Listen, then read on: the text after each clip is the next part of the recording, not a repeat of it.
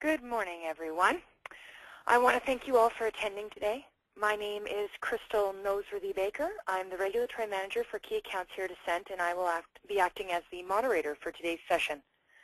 Today is the last presentation in our three-part series on the practical aspects of compliance to the SEC final rules for conflict minerals, which of course stems from the Dodd-Frank Wall Street Reform and Consumer Protection Act, Section 1502. We have broken compliance to the conflict minerals regulation into three sections, which we've covered in three separate webinars. First, there was the scope assessment and compliance plan, then the reasonable country of origin inquiry and due diligence, and then conflict minerals reporting. So today's webinar will be on Form SD and the conflict minerals report. It will actually be shorter than our normal information sessions as we're looking to really focus on the practical side, and then we're going to try to leave as much time as possible for Q&A at the end. To submit your questions, simply click on the questions section of the control panel and enter it there. We'll be handling all questions at the end of the presentation. If for any reason you can't see your control panel, please look to the right-hand side of your screen. Remember, there should be a small orange button with a white arrow, and if you click on that, it should expand the control panel and you'll be able to see the questions section. As per usual, this webinar is being recorded, and the recordings as well as the slide deck will be available on our website, www.ascentcompliance.com, by Friday, December 14th. Simply click on Webinars once you go to our home page, and you'll see today's session as well as all of our past webinars posted there. Speaking of those past webinars, I encourage you all, if you are unable to attend any of the three-part series, to visit this site where you can download the slide decks, the recordings, and some supplementary information we've made available in regards to conflict minerals. I'd also like to mention that if you are newer to conflict minerals and, of course, trying to play catch-up, our September 5th conflict minerals session, which actually covers the rules themselves rather than just the practical compliance, is also available at ascentcompliance.com in the webinar section. Without further ado, let me pass the reins over to Jonathan Hughes, the head of our conflict minerals program, to properly introduce himself and help you understand the final step of conflict minerals compliance, Form SD and the conflict minerals report. Jonathan? Thank you, Crystal. So as Crystal mentioned, my name is Jonathan Hughes. I'm the head of the Conflict Minerals Compliance Program here at Ascent Compliance. So today what we're going to be doing is doing a very brief overview of conflict minerals requirements stemming from Dodd-Frank Section 1502. I really am going to zip through those. I'm hoping that a majority of you have a familiarity with the high-level requirements of the law. If you need any more information, as Crystal mentioned, you can go to our website, you can go to the webinar section, and we do have previous webinars where we go into the requirements in more detail. I'm also going to touch briefly upon a little bit of history about our company, a little bit of our history with the SEC, but a majority of today I'm going to be talking about Form SD and the conflict minerals reports and some practical activities that you're going to need to undertake in order to comply with those two requirements of the law. And again, if you have any questions, please submit them in the sidebar and we will get to those at the end. So high-level agenda for today as I go through the presentation. So as I mentioned, we're going to be starting off kind of a history of our company, a history of the Act, looking at our involvement with the Dodd-Frank Act and our discussions with the SEC, and then jumping right down into Form SD, looking at what the law states, going to show you a sample Form SD that we've created, well, content for Form SD that we've created.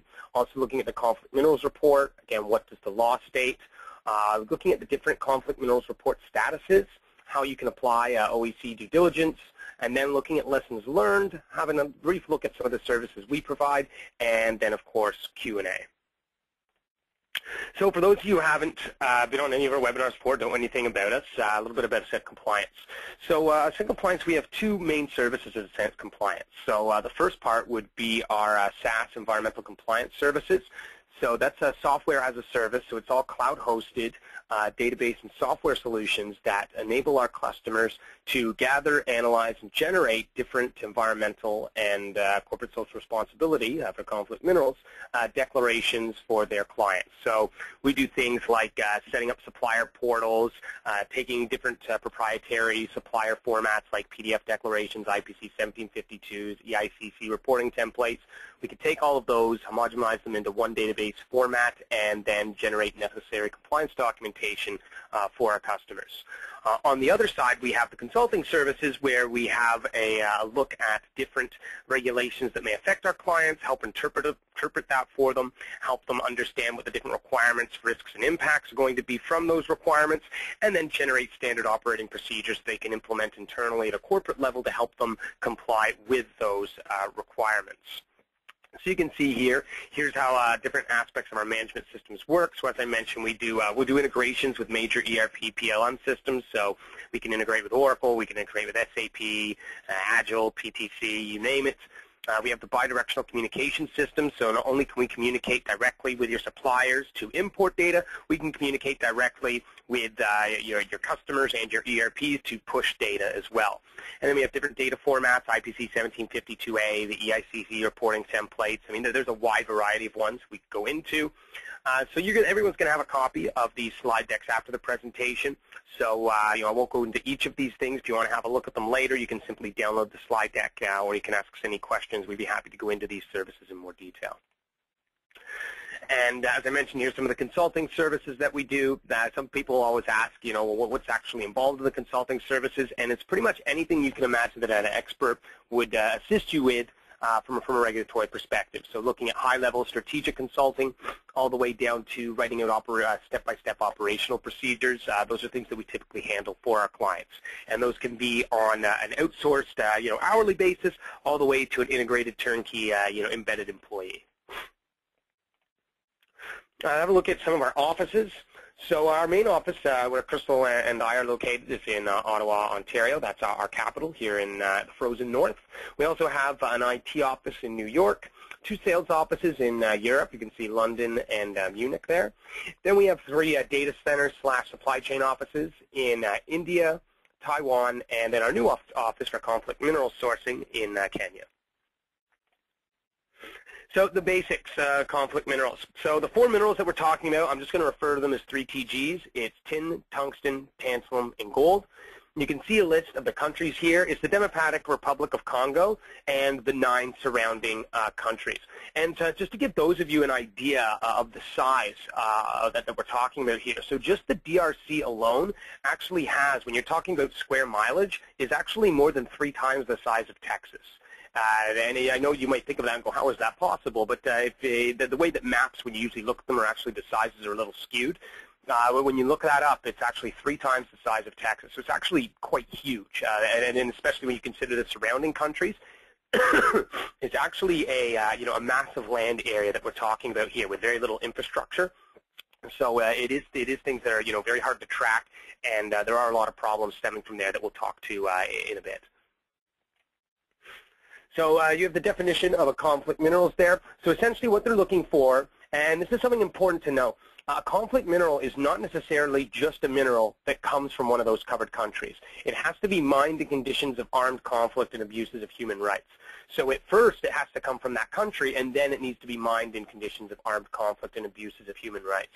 So it's not necessarily an embargo on the covered countries. It's an embargo on buying it from conflict minerals, so minerals that are mined in these terrible conditions. So when you look at these, we're talking about, child soldiers. There's sexual assault on a massive scale. There's abuse and enslavement of the local populace. And when you have these things, and you have these armed control of the mines and the trade routes, it means more media attention. More media attention means more consumer attention, and that means more risk to your brand and your compliance status, especially since you have to do this reporting to the SEC, and it can be audited. So who is actually in scope of these? So number 1, the 3 TGs need to be necessary to the functionality of production of the products you manufacture or contract to be manufactured. And it's companies who register with the SEC. So if you do 10K, 20F, or 40F reports. So a layman's terms to think of this, is your stock listed on the New York Stock Exchange, and do you have any of the 3 TGs in your products? If so, you're going to be in scope of this regulation, although there are some exemptions that you may be able to apply for, but we actually looked at that in the webinar we did about a month ago, if you want to get into more details about that on scope assessments. So what are the principal requirements here? So we're talking about the principal requirements of the Act. Essentially, what this Act is looking for you to do is trace back all of the 3TGs that are used in your products to their country of origin or determine if they are from scrapped or recycled sources.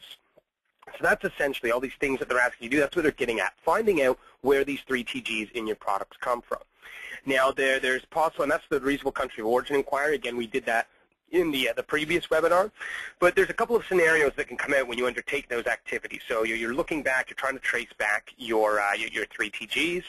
So if you do that and you know that all the 3TGs did not originate from the DRC countries, or you have no reason to believe that the 3TGs came from any of the covered countries, then you can actually just make a disclosure to the SEC, and that's Form SD, where you disclose the process, the determination, the internet address where your RCOI information is contained, and that's pretty much the end of it. You make that determination, you say, look, there's no 3TGs, or we have no reason to believe that there's any 3TGs, and you're done. So you do the Form SD. There's no need to do a conflict minerals report. That's important because I'm going to get to that later when I talk about some confusion with the law. The second scenario is that either you do know that some 3TGs came from some of the covered countries, or you have reason to believe that the 3TGs may have come from the covered countries.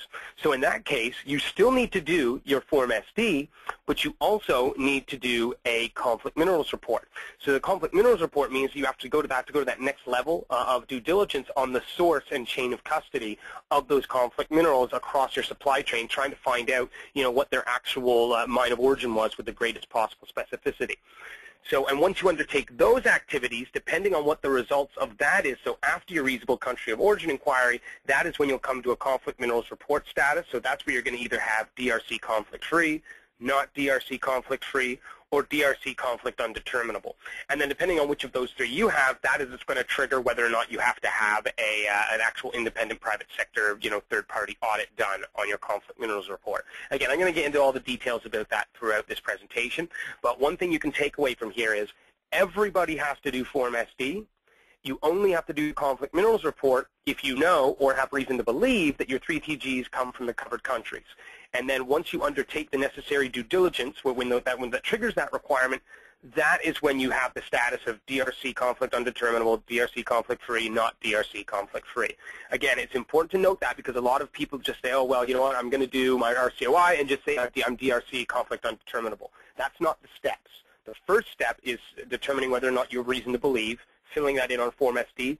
The next step is doing the necessary due diligence, and then you come to your conflict minerals conflict minerals report status. So it's important to note the chronological order that those go in, because there's a lot of confusion on that when we talk to customers. We have a flow chart here. I'm not going to go through the whole flow chart. I'll leave that to you to go through, but this is taken directly from, well, it's taken from the final rules, but we kind of spruced it up a bit. So you can have a look at this. This gives you the the whole flow that you go through. Just yes, no, where do you fit, and essentially what you have here is on your reasonable country of origin required. The main decision point here is, do you have reason to believe? And if you do, you go through the conflict minerals report process. If you don't, you just go straight to Form SD. So looking at some of our involvement with conflict minerals in the SEC. So we've been ramping up for conflict minerals for about 18 months or more now.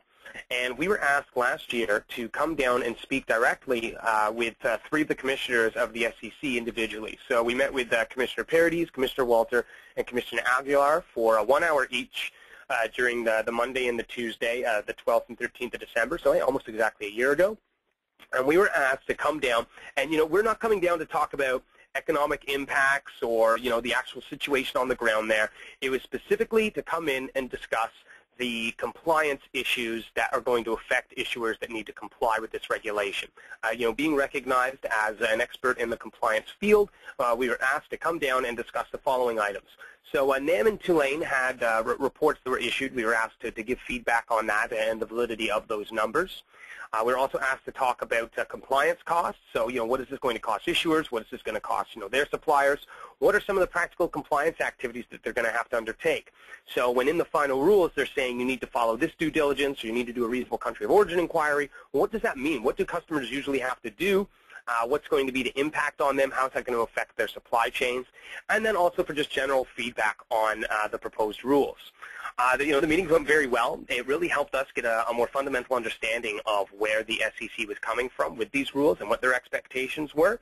And in addition, if any of you have a copy of the final rules, which I hope you all do, and you can download from our site if you don't, if you actually search for our name, you just do Control-F and type in, Ascent, you'll see that we're actually cited 3 times in the regulation itself based on our feedback. So very successful meetings really helped us get an understanding of what the final requirements were going to be for our customers. On the next day, on the Wednesday, we participated in a conflict minerals panel discussion with some of the following companies. So you can see a lot of companies up there. You got GE, RIM, Cook Environmental, Kemet, the Brookings Institute. It's really just a panel to discuss conflict minerals and fielding questions from the audience there, which really had an eclectic audience there. There were people from congressional staff. There were actually 2 congressmen at that meeting there. You had journalists, industry groups, NGOs, business representatives. So there was a lot of different people in there. Pretty good experience to go down there. So we had a lot of hands-on experience at the proposed rules stage, and kind of really helped with our feedback and general knowledge of the regulation. So now let's just jump right into it here. So Form SD, what does the law state? So basically, all companies in scope of conflict minerals provision, you must file Form SD. It's to be done yearly on the 31st of May, and it's for the previous calendar year. And this will be on a yearly basis independent of your company's fiscal year. So for example, the first Form SD and Conflict Minerals Report would be due May 31st, 2014 for the calendar year 2013. This is irrespective of your company's company's fiscal year. It is going to be on a calendar year basis that you make the report, and it is to be submitted at May 31st. Now, there's going to be 3 headings that you have here on the EDGAR form, and there's actually already is a specialized disclosure form up on EDGAR, but it's actually right now being used for extractors and bribery, which is more 1504. But what they'll be adding in is a heading, Conflict Minerals Disclosure. And so you have the following information that you must provide. So the first is your RCOI determination, which is, as I talked about before, do you have reason to believe? So that's your first statement. Based on our RCOI, we either do or we do not have reason to believe that 3TGs come from the covered countries and not scrapped recycled sources, et cetera, et cetera. The next piece of information you need to provide is your RCOI results. So things like you need to provide, we did 1,500 surveyed, 1,400 responses, 125 stated unknown, things like that, giving a statistical analysis of your reasonable country of origin inquiry. What were the results? Who did you survey? What was the steps? And also a description of your RCOI methodology. So how is it carried out? What are your policies? Where's the data stored? How is it stored? How did you audit the responses, et cetera? And finally, a link to your company's website where the disclosure is made publicly available. So again, I concentrated on this throughout the last 2 webinars, and I'll restate it here. You really need to make sure that all the steps that you're even taking now and getting ready to prepare for conflict minerals, make sure that you're comfortable with, if you would be comfortable with a shareholder reading this, or a customer reading this, or one of your business clients reading this, because they can and they will. And this is all going to be publicly disclosed, so make sure that what you have not only makes sense from an internal perspective, but makes sense from an external perspective, so that people that might be outside of the process who are going to be looking into this can understand what your thought process and your methodology was for trying to determine the country of origin for any 3TGs in your supply chain. So what does this all mean? So as I mentioned before, you have to have a clear and transparent process that can effectively meet the requirements of the RCOI. So one of the things I want to remember here, this is a reasonable country of origin, not a reasonable direct supplier survey. So your RCOI methodology needs to, when you're describing that methodology, it needs to be able to map your supply chain to determine the source where necessary, because you're looking for the country of origin. If you only have a methodology in place that is only going to survey your direct suppliers, that's not going to cut it, because there's going to be situations where they aren't able to provide you with any country of origin information, or they're not going to be able to provide you enough assurance that they're going to be able to get that information in the future. So just remember that it's a reasonable country of origin inquiry, not a reasonable direct supplier survey. So when you're setting up that methodology, make sure that you have an apparatus and a process and appropriate triggers in place to map the supply chain where necessary. The second one here is you need to be able to coherently explain the compliance checking process that led to your determination. So what we mean there is you need to be able to justify the determination you made in your RCOI in a reasonable manner. So as an example I have here is a simple, we have no conflict minerals because we got a spreadsheet from all of our suppliers. Probably not going to cut it with the SEC or the public, or certainly not an auditor if you have to go to that stage. Getting that EICC template from all your suppliers is great as a first step, but unless you have any analysis on that, unless you have any compliance checking on their data, I mean, you do need to verify these responses. You need to also make sure that where responses were inadequate, what was your escalation process? So you have to make sure that there are other processes and apparatus in place that are going to deal with insufficient, missing, and the verification of responses. And the key terms used out of the final rules is reasonable and good faith execution. So you have to have a reasonable methodology that's going to allow you to determine the country of origin, and then you have to have good faith execution on that plan. And again, you should be able to have your your compliance plan should also enable you to account for and enable accountable and traceable improvements in the long run. So that means make sure that any plan that you have in place can be improved in the future. Because as more information and more infrastructure becomes available in these regions, you want to make sure that your internal policies can adapt and grow with them. And as I mentioned before this, all this information is going to be public. So, keep in mind your brand image, and don't contradict yourself. That's a big one. Make sure, because your website statements must match up with your SEC disclosures. So you don't want to disclose one thing to the SEC and have something else on your website. But also you want to make sure that any information, if you're passing these EICC templates, you're passing those off to your customers, but then you have a completely different answer. On your website, if you're saying, yeah, we're DRC conflict free, and then to your customers you're going, yeah, we don't know. It's a DRC conflict undeterminable, or we don't know where all of this comes from, you're going to have a problem. And one of the big things now is that you're getting requests, today for conflict mineral information. Your conflict mineral status today might be, yeah, we don't know. We're in, we're updating it, where we're trying to get this information. And it might be that as May 2014, maybe you don't have any reason to believe, or you are DRC conflict free. But you want to make sure that any responses that you're giving now, you're tracking so that you can go back and update them. Because you might give them an answer now, it gets stored away in their database, and then you get the updated information and, disclose something on your website. That company that got that original declaration from you, you want to make sure that you're updating that declaration to them. So you want to track not only the communications that you're doing with your suppliers, but also track the communications that you're doing with your customers to make sure that they're up to date with your latest conflict mineral status as well. All right, so let's go into an example here. So I'm not going to read this all verbatim. Again, you're going to have this sent to you, so you can have a look at it yourself. So some different sections here. So the first one. Your conflict minerals disclosure. So, Acme Corporation has reason to believe that some of the conflict minerals used in its products may have originated from DRC or adjoining countries. That's it. It's very, very simple. The next part is doing a description here. So I'm not going to read out all the description. Obviously, in the example we're using, this Acme Corporation is using Ascent Compliance, but still you can see these things, still apply to other companies.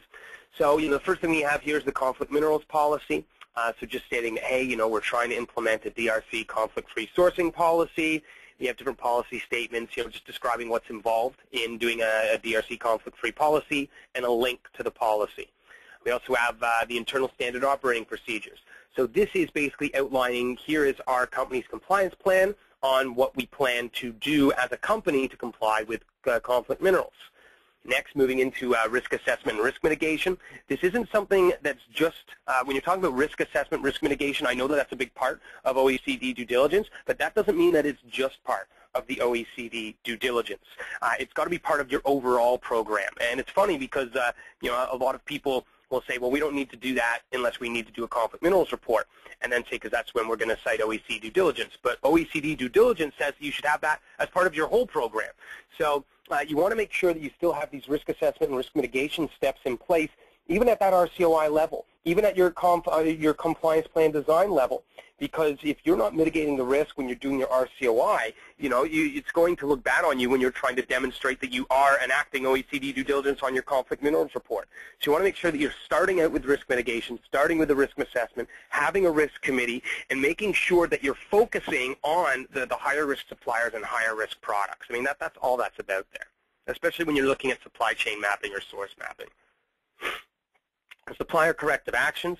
So this is where you're detailing what your escalation process is. So this is what we do when when someone doesn't respond to us. This is what we do when they don't respond appropriately. How do you correct those suppliers? How are you enabling them to communicate the necessary info to you? Are you going to be mapping their supply chains, etc.? So that's all supplier corrective actions is about.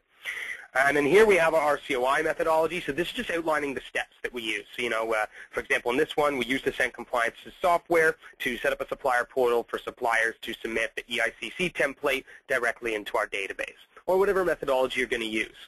But make sure that the methodologies you're outlining here, syncs up with all the rest of the steps in the process that you have. Maintaining reviewable business records. Again, some people will nitpick and say that that's not part of the final rules. It is part of OECD due diligence, and it's still a good thing to have. Maintaining business reviewable records, you need to have that if you're ever going to get audited. And next we have here is the outcome. So you have the initial survey. Here's the total number of suppliers, suppliers in scope, suppliers surveyed, responses received. You're never going to see 1,500 and 1,500, but hey, this is just an example. And you can see here, which was designated out of scope. Here's the supplier responses. A little more analysis of those responses. So, that's just, in a nutshell, this is the only information that you're needing to provide on Form SD. So, it's not that too cumbersome, but you do need to make sure that any process that you have in place enables you to provide this type of qualitative information on Form SD. Because a lot of times, and they even state in the final rules, that your shareholders and the public, they're going to be more interested in looking at this than reading a really long, obtuse conflict minerals report. So it's good to put your best foot forward and make sure you show a good face here, because this could affect your brand image, and it could affect how customers view you. This is going to be, you're looking at a year from now, 2 years from now.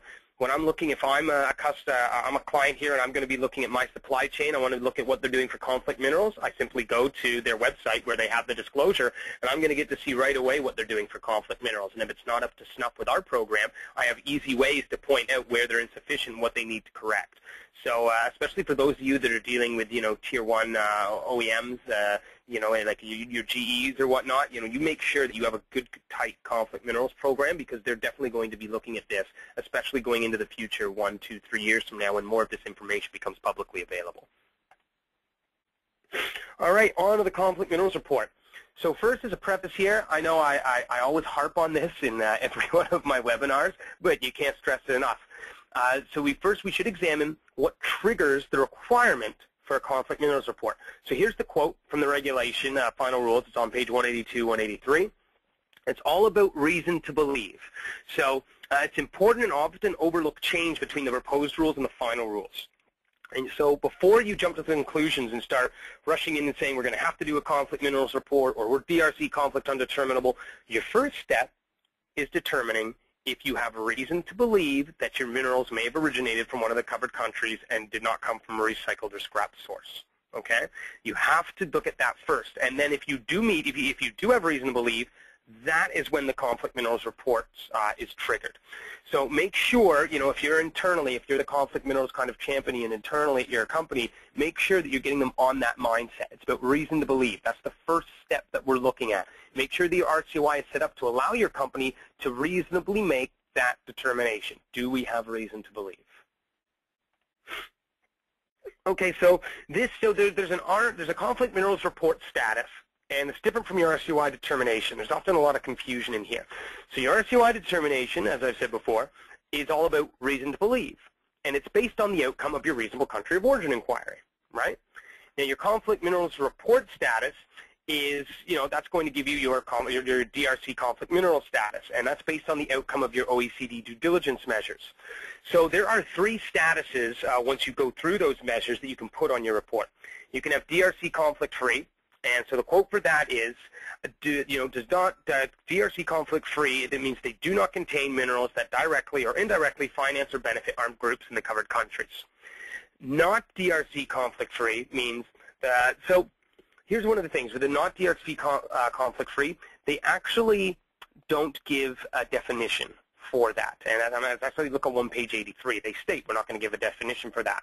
They only define DRC conflict free, and then if you don't put DRC conflict free And so in the meantime, you're probably going to choose DRC conflict undeterminable, but we can get to that.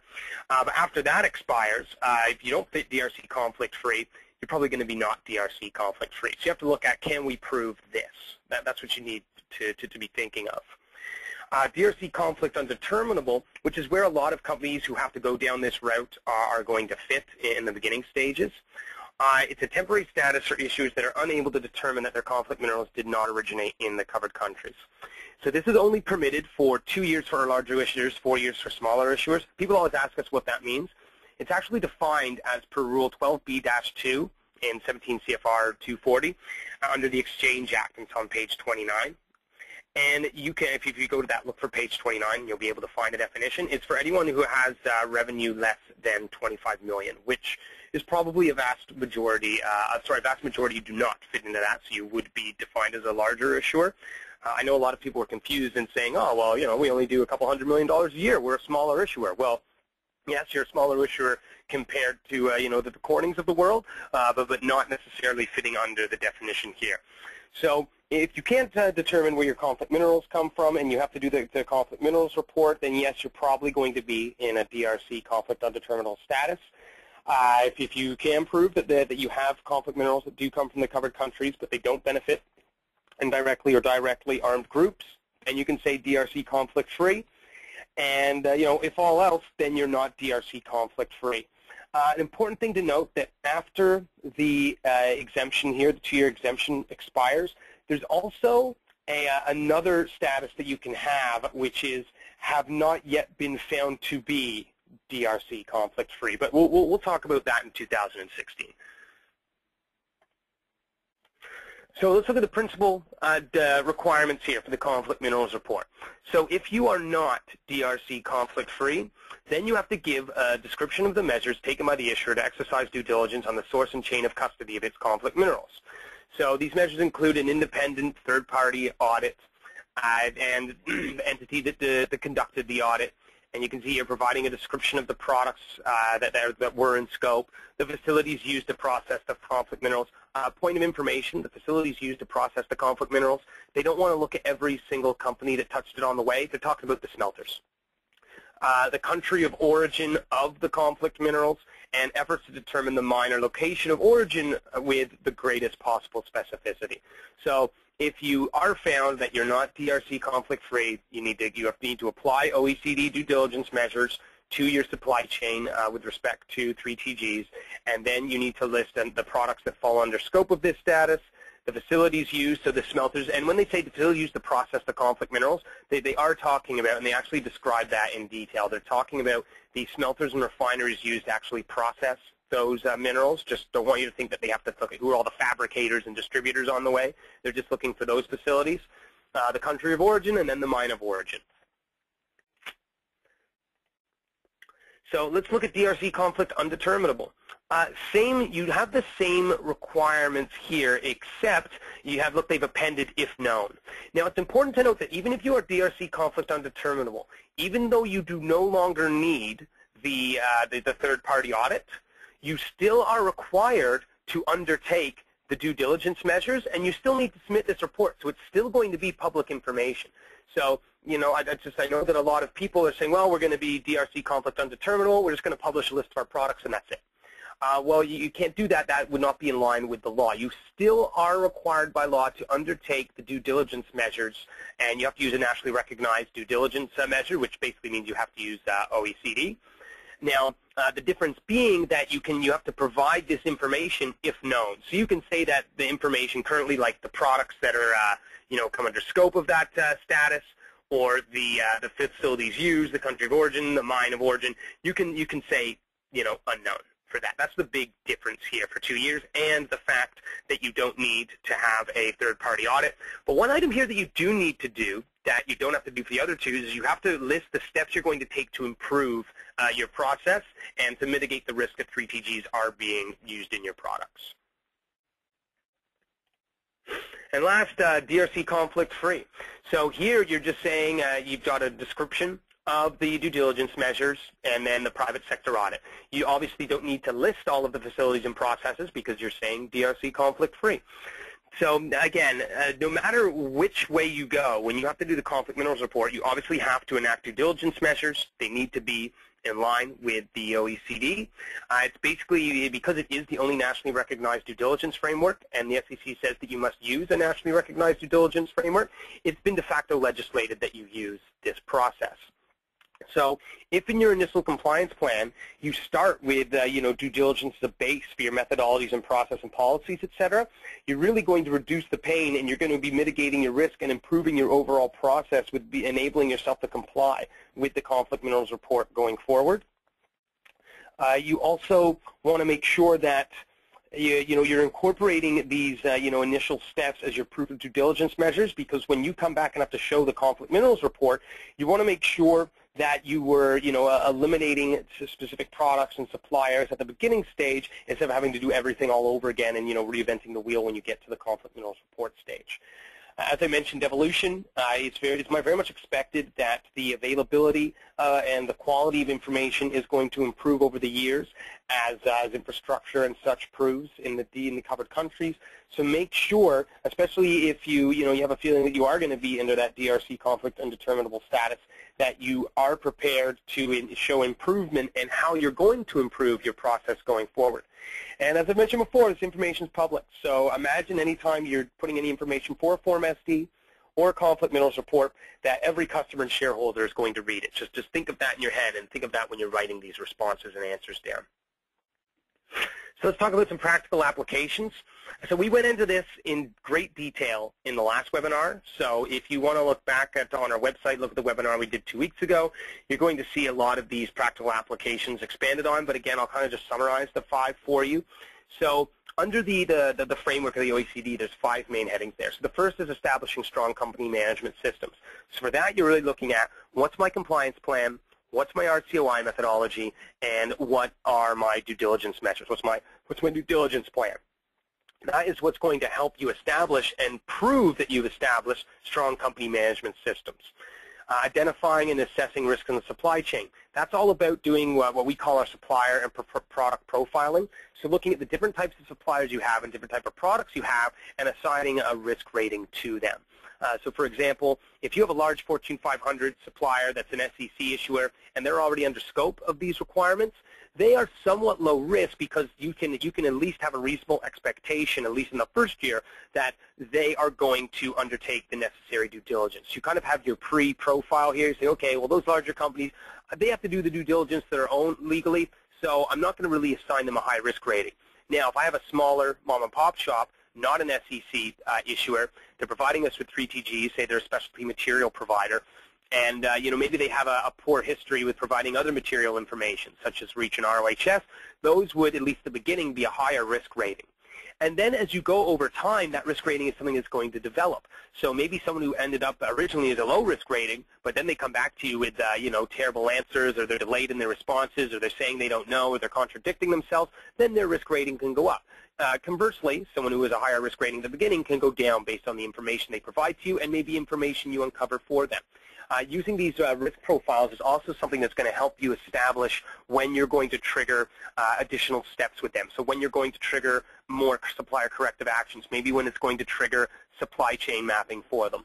So just think about that. When you're thinking about identifying and assessing risk in the supply chain, you're looking at supplier product profiling. And now designing and implementing a strategy to respond to identified risk, that's all about we talked about previously in your risk mitigation committee.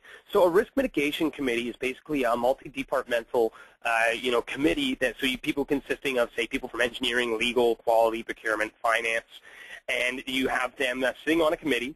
And when one of these things passes through from, you have your risk profiling, you look at the responses, and then you have a trigger that states, let's say, that either the information's missing or they have stated that they're getting minerals from the Congo and they're not going to be able to provide you any due diligence information.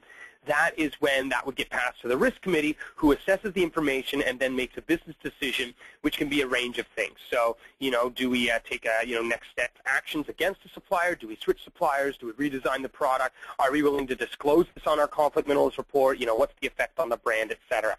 Essentially, the risk mitigation committee is a high-level internal escalation committee that makes the end decisions on necessary business points that would come from any kind of supplier responses based on conflict mineral status. Carrying out third-party audits, the number 4 here doesn't apply to 99.99% of us, so let's kind of skip over that. And then reporting annually on your supply chain due diligence. Again, this is part of conflict minerals reporting and Form SD. So those are the steps. You want to get into more details on them, feel free to ask me a question or look at the previous webinar that we did. So let's look at some lessons learned. And we're getting, after these lessons learned, I'll briefly talk about some of our services, and then we'll get into questions. So follow the rules. I know that seems quite simple, but there are already guidelines, formats, methodologies, and processes that exist. Use them. No point in reinventing the wheel. When experts like us, when we come in and we're helping you establish these things, we have a lot of these guidelines, formats, methodologies, processes, best business practices. We have these all templated and ready to go because we've dealt with so many companies for conflict minerals and for other regulations. We know how this works. We know what you need to do. So follow existing information that's on there. There's no need for you to be a pioneer or some kind of trailblazer in the conflict minerals compliance space. Follow what other companies have done. Follow what other organizations have laid out, and you're going to find things a lot easier for you. Focus on the risk. So both the final rules and OEC due diligence always recommend a risk-based approach in all facets. So profile your risk, as I mentioned before, then mitigate your risk, and some important thing to note here, getting an EIC spreadsheet from 100% of your direct suppliers is not the same as mitigating 100% of your risk. And I think everyone understands that, but a lot of people get hung up on we need to get an EICC template from all of our suppliers. That's not necessarily true. In fact, they even state in the final rules that you don't necessarily have to get a response from all of your direct suppliers to have a completed RCOI method, RCOI process. It's all about mitigating the risk and trying to find the reasonable country of origin. So trying to mitigate your risk and focusing your resources where needed. Make your life easy. I mean, who doesn't want to do that? So, give yourself time to design an effective plan. So, trying to come in here, in September 2013 and getting this off the ground and running completed is not going to work. It's going to look bad. Everything's got to be put out there publicly, and it's not going to work. You're not going to have enough time. You're going to have to cut corners, and you're really going to get yourself into trouble. Make sure that you give your suppliers time, but also make sure that your deadlines are firm. So you go to your suppliers, you can even go to them today, and a lot of them are going to come back and say we need time, and that's fine. Give them deadlines. When they don't meet those deadlines, you need to follow up with them. There needs to be, a cause and effect. I already talked about setting up the risk committee, and start sooner rather than later. The longer you wait, the more resources you're going to need to execute on this over a shorter period of time. And in addition, you're going to also have to devote more resources to explaining to, writing out explanations in your Form SD and your conflict minerals report if necessary, why you started late and what you're going to do to mitigate the risk of the fact that you did start late. What about that information that might potentially be missing? So those are some lessons that we've learned there. And, generally, if you follow the path that we've laid out over this webinar series, you're going to be okay. You're going to get the necessary information. You're going to make the necessary communications. You're going to satisfy all the rules. So how can we help? Oh, well, we do offer turnkey solutions. So we do everything from the conflict minerals consulting, setting out compliance plans, setting up risk committees, setting up your standard operating procedures, doing your reasonable country of origin inquiries, setting up software, conflict mineral report generation, Form SD, integration with existing business processes and existing databases. I mean, you name it, we do it for conflict minerals. As far as, your Form SD and your conflict minerals report is concerned, we have a number of support services and direct services that help for these things. So, helping you identify where you're in scope, setting up that plan, actually implementing the RCOI for you using our conflict minerals software, doing the due diligence support, mapping your supply chain, completing Form SD, completing the conflict minerals reports for you. So we have a wide range of services, and they really are available as a package, as part of a turnkey, or as a menu of services. So some people say, I just want to do the scope assessment, I'm going to do the rest myself. Some people say, we already know what we have to do, we just need your software.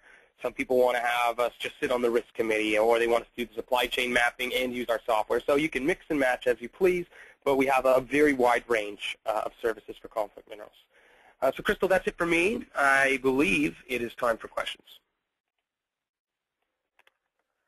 Absolutely. Thanks so much, John. We have, so now it's question and answer time, as John stated. And so we're going to, we've got a few coming in right now. So let's start with the first one. So I'd like to know if typically it would be up to the CM, so the contract manufacturer, that manufactures or assembles our product to provide the conflict mineral data for items used in the manufacturing process of our product, i.e. from their solder suppliers, etc. Okay, so that's a good question. So when dealing with contract manufacturers, there's a couple of things to look at. So for now, I'm going to remove the portion about the generic product exemption, how it relates to contract manufacturers. Let's just assume that this product that they're manufacturing is in scope. So for the contract manufacturer, it is going to be their responsibility to provide you that data, but it is going to depend on a number of things. So, for example, when you're specifying items to them, and you bring up the example there with solder. So when you're doing these design specifications for your contract manufacturers, if you are specifying the design, even if you're telling them, like, hey, I need you to use tin, I need you to use, whatever, although in many cases you don't specify that, it's just, hey, put some solder on this, and then you have no idea what they're using in it. But even if you are specifying those 3 TGs, you still are going to have to ask them to provide that to you. So there's 2 things kind of separated here. Is it their responsibility to provide you the information? Well, from a legal perspective, only if they are an actual issuer would it be, would they have a legal requirement to provide you that information. But as we all know from REACH and ROHS, just because it's not a legal requirement doesn't mean it's going to be a business requirement. So in effect, in real terms, in practical terms, they are going to have to provide you with that complex mineral information. Now, the difficulty is going to be this, their ability to provide you with the information. So, you're giving them these specifications, they're going in and getting the materials. They may come back to you and say, look, we don't know anything about conflict minerals, we don't have a compliance department, we're not set up for this. So that could be a problem, especially because a lot of times if you've been dealing with these contract manufacturers for, say, REACH and ROHS, they haven't had to do compliance in the past. You're designing all the materials, so you know whether it's designed compliant. That's one of the big differences between this law and these other supply chain engagement laws is you can't really, you may not have designed it compliant, and even if you had said we don't want you to use conflict minerals in your POs or your T's and C's, you still have to verify and check that they're following this. So the answer is yes. The contract manufacturers will be responsible for providing you with this information on the source of any 3 TGs that they do use, but your big problem is going to be their ability to provide this information to you. Excellent. So if there's any follow-up questions on contract manufacturers and how to deal with those, please, as John has said numerous times during the presentation, don't hesitate to contact us, and we'll be glad to help walk you through those steps and assist you through those steps. Please explain how Reason to Believe should deal with red flags in your supplier's EICC templates. So those are the EICC GESI templates, which for everyone's reference are on Revision 2. So if you are still using Revision 1, I encourage you, we do have Revision 2 on our website. Go in and take a look at Revision 2. But anyways, John will let you take it away with the Reason to Believe and dealing with red flags. So Reason to Believe is a somewhat tricky area, and if you look at our one that we did on I think it was the last one we did on Reasonable Country of Origin Inquiry webinar, the Reason to Believe is a gray area, and they do leave it intentionally somewhat vague because they understand that Reason to Believe is going to mean different things for different companies. So Reason to Believe, essentially, you have to, from a person's reasonable perspective and in good faith, establish what your Reason to Believe criteria are going to be. So when looking at the red flags in your supplier's EICC templates, what we recommend is that before you even send out your EICC templates, before you start gathering them, you need to risk profile. And you need to account for the fact that you're risk profiling. So you're setting out in your compliance plan, you're saying this is how we do our risk profiling. So some people do it 1, 2, 3, 4, 5, some people do it high-low. And so each supplier has a different risk profile. And then you also lay out, before you collect the responses, you also lay out, based on their responses, so based on different red flags from their templates, this is what's going to, and it's not about Reason to Believe, this is what's going to constitute the need for an escalation. And then with those escalations, they go to your risk committee, And then based out of that risk committee is where you have the process as to what type of responses for what products from what suppliers are going to constitute reason to believe on our behalf that they do come from the covered countries. So you have to lay out the logic. It has to be in a reasonable manner, and then you have to have a good faith execution on that logic, and then that enables you to decide whether or not you're going to have reason to believe within reason. So you have to look at what you're going to be setting up in your compliance plan based on those responses and how you're going to deal with those red flags yourself. So there's not actually a written out set of rules that says if they answer, yes, no, yes to these, then that means you have reason to believe. That doesn't exist, and they actually state in the final rules that that's not what they're prescribing. What they're prescribing is that you determine for your company what constitutes reason to believe, and it needs to be done so that a reasonable person would, kind of believe that logic, and that it's done with good faith execution. So do your risk profiling, completely itemize how you're going to be doing supplier escalations via the risk mitigation committee, then execute your RCOI, gather the templates. Any of those templates that do have those red flags and fit those criteria, put them through your escalation process, and then you'll be left with a set of suppliers that have those responses that fit those criteria, and then you're going to be making the decision, do we switch suppliers or do we take next step escalation processes where we start doing their conflict mineral work for them? Do we start mapping their supply chain? What's the business case? So that's how you handle red flags from EICC templates. You need to make sure that you plan on how to account to use them. You have to account originally in your plan on how you're going to respond to them. Thank you very much, John. The next question. If I do send out an EICC to a supplier in January 2013 and then get a response after a couple of weeks, can I take this as valid for the complete year of 2013, or would you recommend double-checking towards the end of the year again in case new information service? Or otherwise said, who's the owner of change information, the supplier or the issuer, which is a great question. All right, so I'll answer the last part first. So as far as change of information, the issuer is responsible. You're responsible for your own information.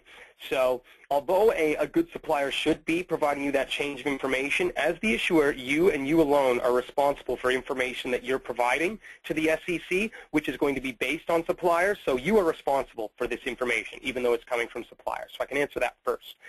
If someone does provide you with something in January 2013, the key thing you have here is, can I take this as valid for the complete year? Well, it depends on what they say. If they're telling you that that's valid for the complete year, then yes, I think you can.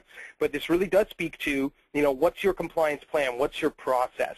How do you validate whether or not this declaration is good for the whole year? If they come back and, they say we don't have conflict minerals, they, here's, and they're itemizing out either at a corporate level or at a part or product level, here are those products, we do our necessary due diligence, we've asked our suppliers, we're DRC conflict free, we have those policies in place, yeah. That, to me, sounds like a valid, response. So, I mean, it is a little bit subjective, but make sure that you have to clarify internally what you determine as a valid response for an entire calendar year. Okay? So what criteria, what checkboxes, what answers can they give to your company that's going to allow you to feel comfortable that this declaration is good for the whole calendar year, because you're the one at the end of the day that's going to be responsible for it. Is it a good idea to do any double checking at the end of the year? Maybe. I would probably only double check on high-risk suppliers, and then depending on the response they gave. But if a Fortune 500 company gives me, all the right answers, none of them come from the DRC region, they've done due diligence, they've got smelter information, things like that, then there's no need to go check them again. So we're all coming back to those risk profiles and setting up your plan from the beginning and ensuring that your yearly plan deals with those high-risk profile suppliers over the course of the year and following up on that information. Exactly. The first Form SD is not due until May 31st, 2014. Will it take all of 2013 to pull all the data from suppliers and file the necessary forms? That depends on the size of your company. So there's two things here. The larger companies, not only do you have larger direct supply chain, you have a larger indirect supply chain, there's a greater chance that you're going to have to do a conflict minerals report. So this really does depend on the size of your company. Now, one issue, let's say that it's not, okay? Let's say that you're a smaller company, that's only going to take us 3 months. Okay, if you say, okay, well, we're just going to start in September of 2013, you're going to have a couple of problems. So first of all, any responses that you're going to give to your customers are going to be really poor, because you're, on the EICC template, you're going to have to say, nope, we haven't checked with any of our suppliers, nope, we don't know, so that's one issue. Your customers are really going to start drilling on you because you're not doing anything, and you're really going to start worrying them. And in those risk profiles I talked about, you're going to start bumping up to the list to be, kind of public enemy number one on their risk profile. Now, the second problem is, if you only start halfway through the year, you then have to account for in your plan, well, what about all the stuff that you've bought between, January and June 2013? How have you accounted for this? You haven't been asking. You haven't been, getting this information. So, you're not only putting your own compliance at risk, you're putting your shareholders and your customers at risk as well. So based on the different pressures that you're going to face, I wouldn't think of this in terms of how long is this going to take my company to actually execute. Think in terms of how long can we possibly not do this for before our, our customers start taking real escalation actions against us. And the next question, is a licensor or brand owner responsible for their licensee's products? For example, sound chips in plush require a soldered circuit board. Right, and this all comes down to the generic product exemption. And I strongly urge that you look at the webinar that we did about a month ago. Look at that. We go over the generic product exemption in detail. So there are ways that you can have certain 3TGs in your supply chain exempted if they meet what's called the generic product exemption. And the generic product exemption, and we can get into it. It can get quite complex. And please go look at that. And we have all the detail in the meeting. But there's basically three things. They have three items that you cannot exceed doing when, purchasing these products. And it all has to do with, are you specifying materials or do you have material control?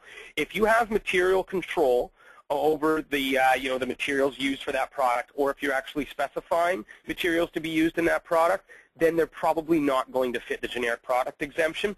But if you're just doing things like determining cost, indemnity, maintenance, things like that, you're just private labeling, then they probably well fit the generic product exemption. So that's what you need to look at. Go to our webinar, the 2 webinars ago we did on scope assessment. Have a look at those. Have a look at your T's and C's. Talk to your procurement, and they're going to be able to look at that probably right away and tell you which ones are going to be in scope and out of scope. And the last question we've got on the go, what are the requirements imposed on a company that does not have to report to the SEC but sells products to companies that do have to report? So these are non-issuers, and I think we have talked about this, but I'm sure you can give a summary. So, yeah, no, absolutely. So the legal requirements for companies who don't report to the SEC are nil. If you don't report to the SEC, you have no legal requirements. But because you sell your products to companies that do report, you're going to have business requirements, because they will not be able to buy products from you unless you can unless you can provide that information. I'm sure there'll be some special cases where they're willing to either take on the risk, or they're going to say, okay, well, give me your supply chain, I'll go do the information. But in most cases, it's going to be a business requirement. So you are going to have to provide this information, usually through an EICC reporting template. You're going to have to provide this information to your customers, which means that you're going to have to undertake some level of conflict minerals work yourself. And I think that's right on the button, 11 o'clock. And we're right on the button. So I want to thank everyone for attending. Remind you again, the slide deck from today and the recording will be available by Friday. And as John and I have both encouraged you all numerous times, please go take a look at our webinar section off of our main homepage. Simply click on the webinars button, and it will have this one as well as our past webinars. And then if you have any further questions, don't hesitate to contact us at info@ascentcompliance.com, or you can contact John or I. So it's John, Jon.Hughes, Hughes, @ascentcompliance.com, or Crystal Baker, which is krystal.baker@ascentcompliance.com. And, of course, we'll be glad to help you along. In January, we'll be hosting a webinar on the next set of REACH SCHCs, as well as a review of ROS 2, which repeals the original ROS as of January 2nd, 2013. And we'll also be doing a software demonstration of our conflict minerals module. So keep your eyes peeled for those invites in your inbox. Thanks again, and have a great day.